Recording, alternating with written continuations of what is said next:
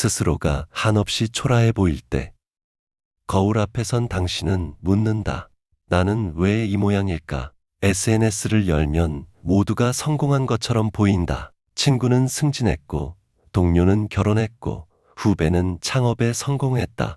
그런데 나는 아직도 같은 자리에 있다.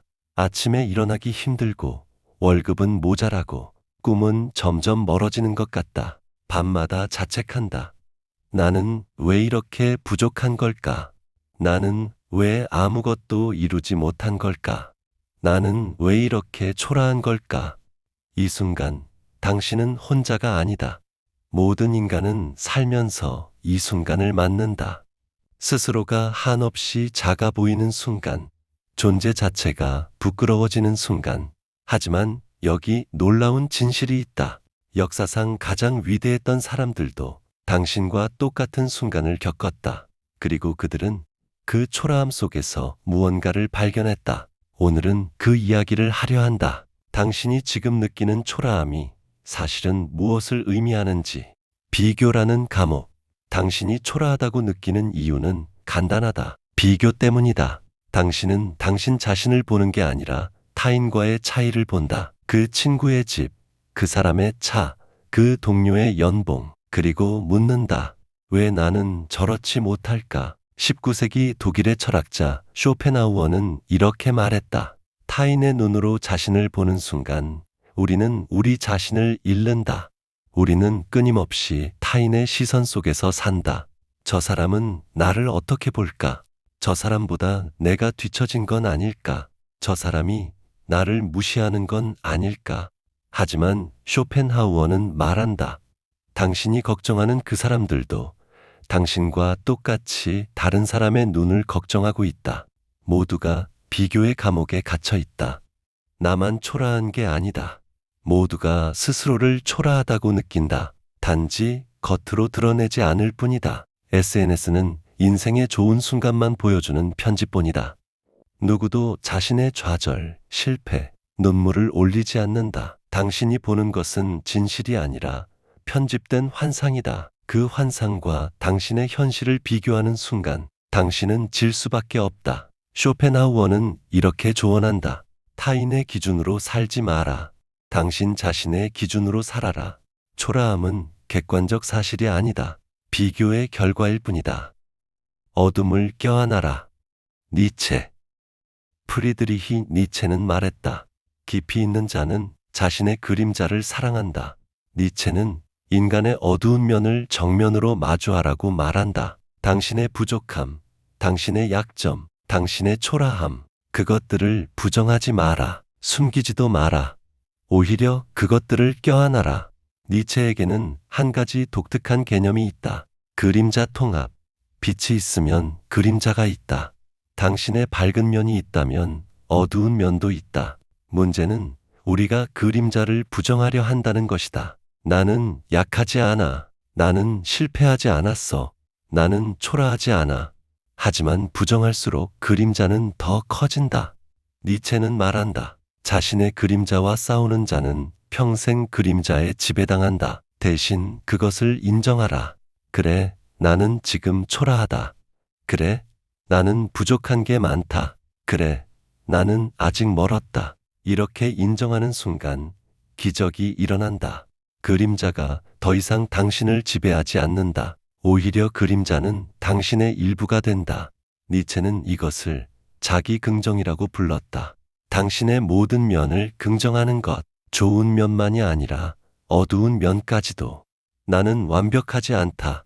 하지만 이것이 나다. 이 말을 할 수 있을 때 당신은 자유로워진다. 니체는 또 이렇게 말했다. 나를 죽이지 못하는 것은 나를 더 강하게 만든다. 당신이 지금 느끼는 초라함이 당신을 무너뜨리지 못했다면 그것은 당신을 더 강하게 만들고 있는 것이다. 절망에서 자기를 찾다. 키르케고르. 덴마크의 철학자 키르케고르는 평생 불안과 절망 속에서 살았다. 사랑하는 여인과 파혼했고 사회로부터 조롱당했으며 끊임없이 자신을 의심했다. 하지만 그는 이 고통 속에서 하나의 진리를 발견했다. 절망은 죽음에 이르는 병이 아니라 진정한 자기를 발견하는 문이다. 키르케고르는 말한다. 인간에게는 세 가지 단계가 있다. 첫 번째는 쾌락의 단계다. 그냥 즐겁게 사는 것. 남들이 좋다는 것을 따라하고 유행을 쫓고 순간의 만족을 추구한다. 이 단계에서는 초라함을 느끼지 않는다. 왜냐하면 생각하지 않기 때문이다. 두 번째는 윤리의 단계다. 의무와 책임을 따르는 것. 착한 사람이 되려 하고 사회의 기대에 부응하려 하고 규칙을 지키려 한다. 이 단계에서 초라함이 찾아온다. 나는 충분히 착하지 않아. 나는 기대에 미치지 못해. 나는 모자라. 많은 사람이 이 단계에서 멈춘다. 그리고 평생 초라함 속에 산다. 하지만 키르케고르는 세 번째 단계가 있다고 말한다. 세 번째는 신앙의 단계다. 이것은 종교적 의미가 아니다. 진정한 자기가 되는 것. 타인의 기대도 사회의 기준도 아닌 오직 자신의 내면의 소리를 따르는 것. 키르케고르는 말한다. 절망은 진정한 자기를 잃었다는 신호다. 그리고 그 절망을 견딜 때 우리는 진정한 자기를 되찾는다. 당신이 지금 초라하다고 느낀다면 그것은 좋은 신호다. 당신은 이제 더 이상 남들의 기준으로 살 수 없다는 것을 깨달은 것이다. 당신은 자신만의 길을 찾기 시작한 것이다. 키르케고르는 이렇게 말했다. 진정한 자기가 되는 것. 이것이 인간의 유일한 과제다. 초라함은 그 과제를 시작하라는 신호다. 외부는 통제 불가능하다. 에픽테토스. 에픽테토스는 로마의 노예였다. 그는 자유도 없었고 권리도 없었으며 심지어 건강한 다리도 없었다. 누구보다 초라한 위치에 있었다. 하지만 그는 자신이 자유롭다고 말했다. 그의 가르침은 간단하다. 우리가 통제할 수 없는 것, 타인의 평가, 외부의 성공, 사회의 인정. 우리가 통제할 수 있는 것, 우리의 태도, 우리의 생각, 우리의 행동. 당신이 초라하다고 느끼는 이유는 무엇인가? 월급이 적어서, 집이 작아서, 외모가 평범해서, 학벌이 부족해서? 에픽테토스는 묻는다. 그것들이 진짜 당신인가? 당신의 본질은 당신이 가진 것이 아니다. 당신이 어떤 사람인가다. 에픽테토스는 말한다. 노예도 자유로울 수 있고 왕도 노예일 수 있다. 진짜 자유는 외부 상황이 아니라 내면의 태도에서 온다. 타인의 평가에 휘둘리지 않을 때 당신은 자유롭다. 사회의 기준에 얽매이지 않을 때 당신은 자유롭다. 외부의 성공을 쫓지 않고 내면의 평화를 추구할 때 당신은 자유롭다. 에픽테토스는 이렇게 말했다. 네가 통제할 수 없는 것에 대해 불행해한다면 넌 평생 불행할 것이다. 초라함은 외부에서 오는 게 아니다. 당신이 외부의 것들로 자신을 정의하려 할 때 생긴다. 당신의 가치는 당신이 가진 것이 아니라 당신이 어떻게 사는가에 있다. 시지푸스는 행복하다. 카뮤. 그리스 신화에 시지푸스라는 인물이 있다. 그는 신들에게 벌을 받아 영원히 바위를 산 꼭대기로 밀어 올려야 한다. 그런데 바위가 꼭대기에 도달하는 순간 다시 아래로 굴러떨어진다. 그리고 시지푸스는 다시 내려가서 바위를 밀어 올린다. 영원히, 끝없이, 의미 없이. 프랑스의 철학자 알베르 카뮤는 이 신화를 인간 삶의 은유로 봤다. 우리는 매일 똑같은 일을 반복한다. 일어나고, 일하고, 먹고, 자고, 다시 일어나고, 일하고, 먹고, 자고. 무엇을 위해? 언젠가는 다 죽는데. 카뮤는 이것을 부조리라고 불렀다. 의미를 찾으려 하지만 의미는 없다. 이 깨달음 앞에서 인간은 두 가지 선택을 한다. 하나는 절망이다. 아무 의미가 없다면 왜 살아야 하지? 다른 하나는 반항이다. 의미가 없다고? 그렇다면 내가 의미를 만들겠다. 카뮤는 이렇게 썼다. 시지푸스가 산 아래로 내려가는 순간을 상상해보라. 그는 자신의 운명을 알고 있다. 하지만 그는 계속 바위를 밀어 올린다. 나는 시지푸스가 행복하다고 상상한다. 왜 행복한가? 시지푸스는 자신의 운명을 받아들였기 때문이다. 그는 더 이상 의미를 구걸하지 않는다. 신들에게 자비를 바라지 않는다.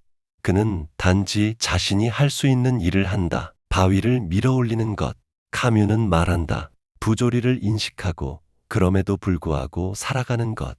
이것이 진정한 용기다. 당신이 초라하다고 느낀다면 아마 당신은 의미를 찾지 못해서일 것이다. 내 삶이 무슨 소용인가? 나는 무엇을 이루었는가? 하지만 카뮤는 묻는다. 의미가 미리 주어져야만 사는 것인가? 아니다. 당신이 살아가는 것 자체가 의미다. 매일 일어나서 하루를 사는 것, 초라함을 느끼면서도 포기하지 않는 것, 이것이 반항이고 이것이 용기다. 당신만의 기준을 만들어라. 이제 실천의 시간이다. 초라함에서 벗어나는 방법은 단순하다. 하나, 비교를 멈춰라. 타인의 삶을 보지 마라. SNS를 줄여라. 당신의 어제와 오늘을 비교하라. 한 달 전의 나보다 조금이라도 나아졌는가? 그렇다면 당신은 성장하고 있는 것이다. 둘, 자신의 그림자를 받아들여라. 당신의 부족함을 인정하라. 완벽하지 않아도 괜찮다. 모두가 불완전하다. 그 불완전함이 당신을 인간답게 만든다. 셋, 통제할 수 있는 것에 집중하라. 타인의 평가는 통제할 수 없다. 하지만 당신의 노력은 통제할 수 있다. 오늘 당신이 할 수 있는 최선은 무엇인가? 그것을 하라. 결과는 내려놓고. 넷, 당신만의 의미를 만들어라. 세상이 당신에게 의미를 줄 때까지 기다리지 마라. 당신이 하는 일에 의미를 부여하라. 작은 일이라도 그것을 정성껏 하라. 그것이 당신의 존엄이 된다. 마무리. 당신은 지금 초라할지 모른다. 하지만 그것은 끝이 아니다. 시작이다. 니체는 말했다. 자신의 그림자를 사랑하는 자만이 깊이 있는 사람이 된다. 키르케고르는 말했다. 절망을 견디는 자만이 진정한 자기를 발견한다. 에픽테토스는 말했다. 외부를 놓아버리는 자만이 진정으로 자유롭다. 카뮤는 말했다. 부조리 속에서도 살아가는 자만이 진정한 영웅이다. 당신이 지금 느끼는 초라함은 당신이 깊어지고 있다는 증거다. 당신이 더 이상 남들의 기준으로 살 수 없다는 것을 깨달은 것이다. 당신이 자신만의 길을 찾기 시작한 것이다. 이것은 고통스럽다. 하지만 필요하다. 번데기가 나비가 되려면 번데기의 껍질이 터져야 한다. 그 과정은 고통스럽다. 하지만 그 고통을 견딜 때 날개가 생긴다. 당신도 지금 그 과정에 있다. 견뎌라. 포기하지 마라. 당신이 느끼는 초라함은 당신이 변화하고 있다는 신호다. 당신은 더 이상 예전의 당신이 아니다. 당신은 새로운 당신이 되고 있다. 오늘 거울 앞에 서서 스스로에게 말하라. 나는 초라하다. 하지만 이것이 나의 전부가 아니다. 나는 부족하다. 하지만 나는 성장하고 있다. 나는 아직 멀었다. 하지만 나는 포기하지 않는다. 이 말을 할 수 있다면 당신은 이미 초라함을 넘어선 것이다. 당신은 용기 있는 사람이다.